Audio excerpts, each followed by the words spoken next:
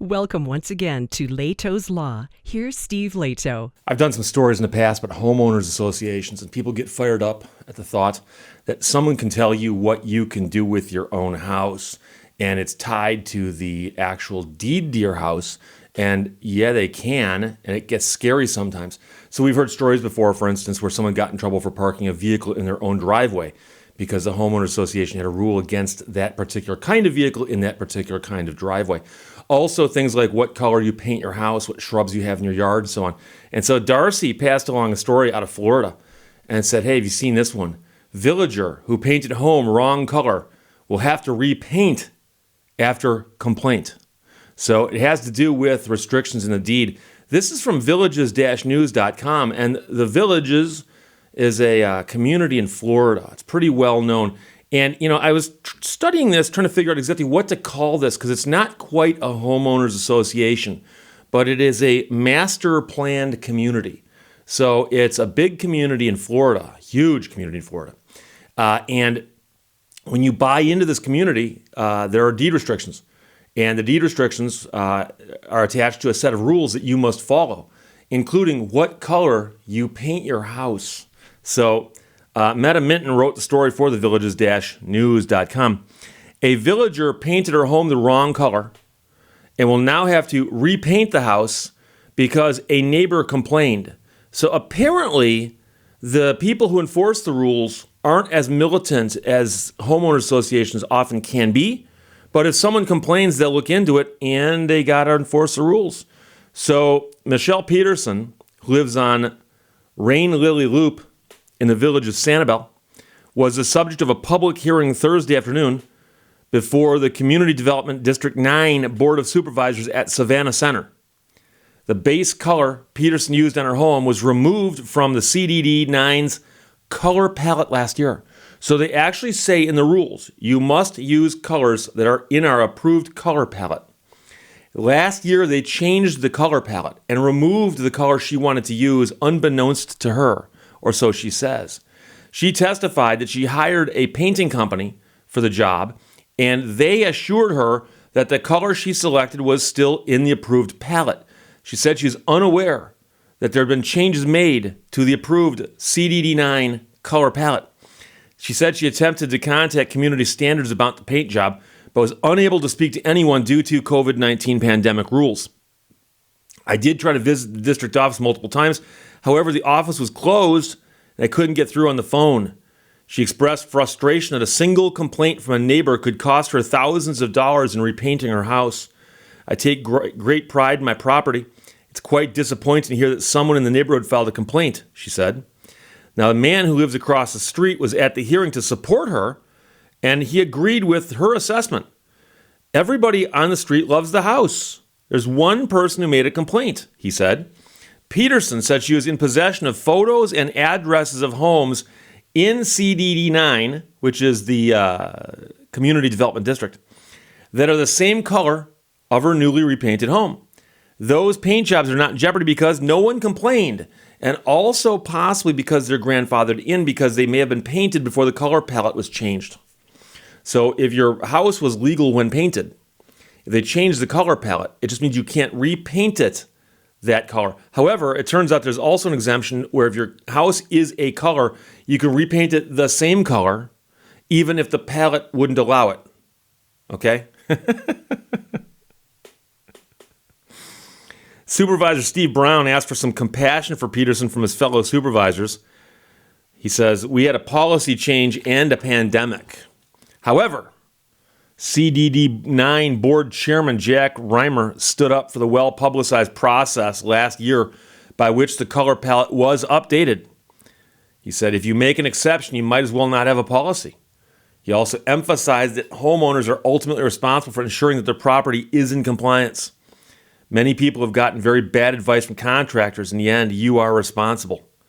The board agreed to give Peterson 90 days to repaint her home. I looked up the rules of the village community development districts and what they have with respect to painting their homes. And it's interesting because the rules will give you a headache. And I'm an attorney. I'm used to reading rules. But it talks all about things such as colors utilized for trim, accent colors, garage door colors.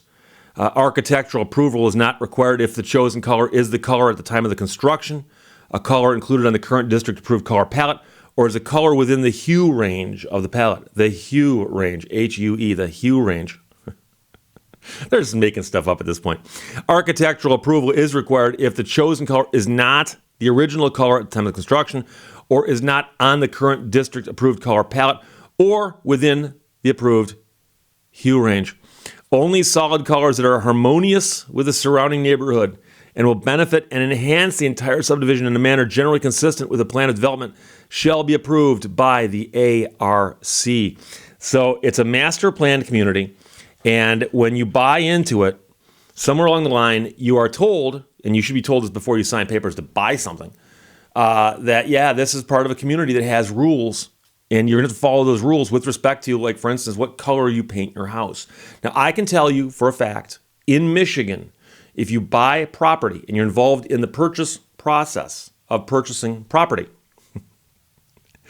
that one of the things that the seller must disclose to you is whether or not there's an HOA or other restrictions on the deed that the buyer should know about. And I've mentioned before, I owned a condominium, and I will never do that again. And I know some people who like them, but personally, to me, condominium is the worst of both worlds. You're paying money monthly as if you're living in an apartment, and you're purchasing it as if you're buying property. You got money going out both ways. And I was actually on the condo board for a while. And so I've experienced the angst of both being a condo owner and on the board hearing people complain about the rules that the condos had. And when you bought a condo in that development, you were told, by the way, as part of your deed, it actually says there are condo association bylaws that you will have to follow when you buy this condominium. And it would say right there, it goes, those rules are incorporated here. And by law, they're supposed to get those when they close, and I think they should be available before that. And actually, they were available if anybody wanted to go look at them.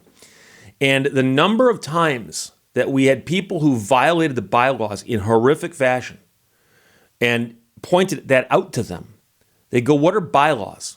What do you mean bylaws?" And we'd say, "Well, you bought a condominium that has a deed restriction. The restriction says specifically you must follow these bylaws." They go, "I didn't know about that." And yet they went through a closing where they signed, I understand they signed a lot of documents, but one of the documents was a thing saying, I understand this property's got these deed restrictions and these bylaws that you got to follow. And the number of people that made that argument, the first couple of times I heard it, I thought, these people are just using that as an excuse. I didn't know that was the law. I'm sorry, I didn't know, officer. I couldn't see the speed limit. Whatever.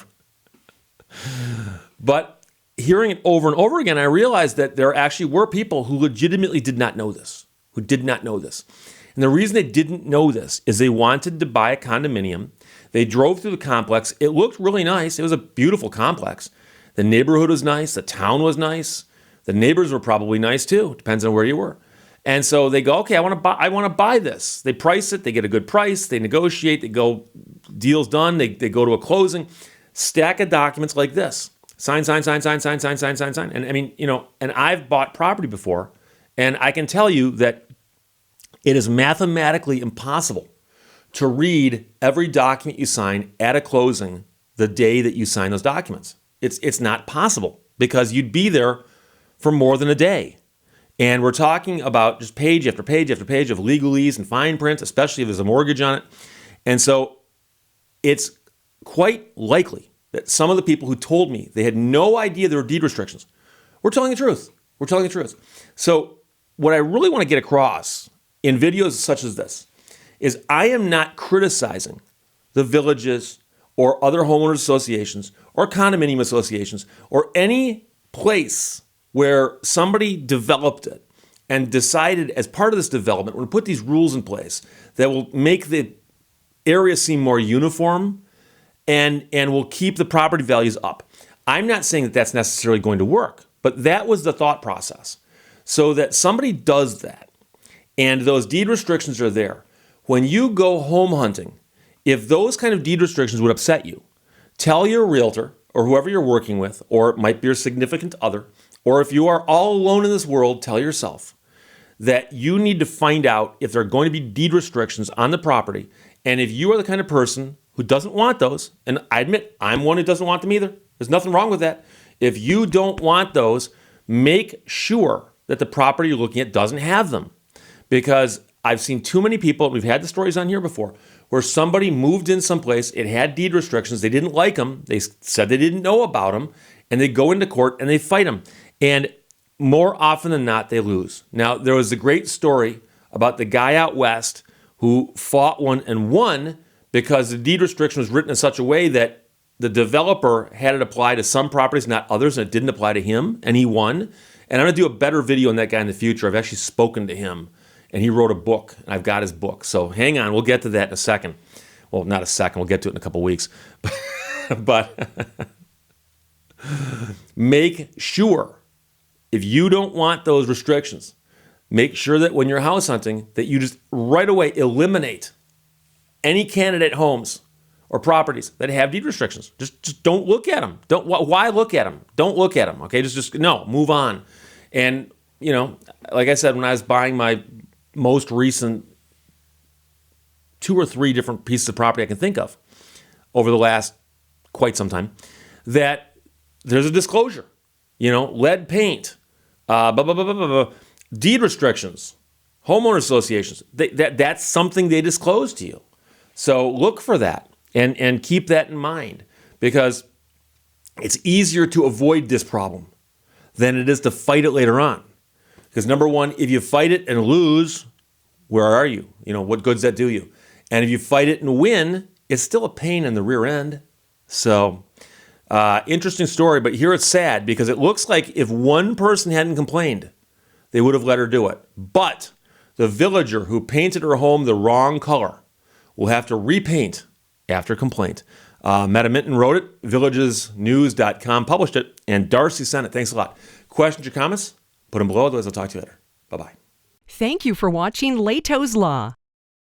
The person who follows the crowd will usually go no further than the crowd. The person who walks alone is likely to find themselves in places no one has been before.